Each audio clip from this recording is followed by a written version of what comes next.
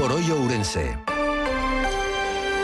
Tempo agora para saudar a Álvaro Vila, como saben, o voceiro do Partido Socialista na Deputación de Ourense. Hola, que tal, como estamos, Álvaro? Hola, moi bo día. Moi bo día, que tal, todo ben?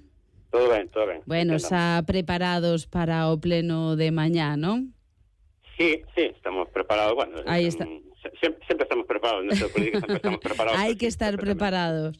Neste caso, presentades dúas mocións, se te parece, gustaríame que comentaras a temática delas. Por un lado, estades exigindo esa recuperación dos servizos sanitarios e tamén un plan de reforzo nos hospitais comarcais, non? Sí, o que vimos con esta moción é denunciar o deterioro sistemático que teñen os servizos sanitarios en toda a provincia, en este caso concreto o Hospital Liberín. Queremos focalizar no Hospital Liberín para poner de acceso, digamos, a realidade do aspecto sanitario da provincia.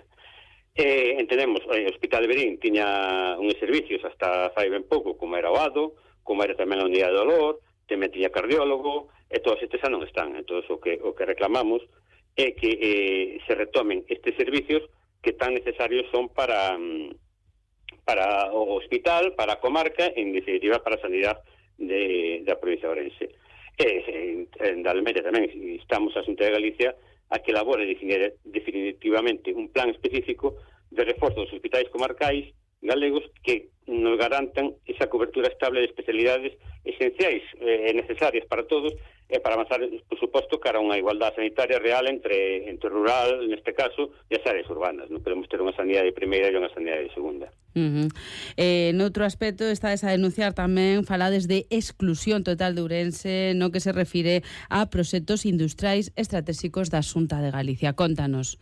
Sí, claro, que, mira, a día de hoxe a Xunta de Galicia ten declarado 16 proxectos industriais estratégicos que se registrou no seu momento na Consellería de Economía e Industria. Bueno, por os 16, a distribución territorial son 12 na provincia da Coruña, 2 na de Pontevedra, unha na de Lugo, que era Altri, o fallido plan de Altri, e ninguna en Ourense. Ourense non figura en ningún dos expedientes abertos, e non hai ninguna actuación estratégica do goberno autonómico en materia industrial que recabe, digamos, na nosa provincia. Pero é máis, é que recentemente no medio de comunicación vemos que hai unha mera posibilidade de que pode cando foi o viaxe do presidente Rueda a China, de que algunha destas implantacións de alguna fábrica de automóviles, como pode ser MG, poden vir para Galicia, pero claro, é que xa fala de Ferrol. Estamos falando dunha fabricación de máis ou menos 12.000 vehículos ao ano, e xa fala de Ferrol. Entonces, a Xunta nunca pensa na provincia de Ourense.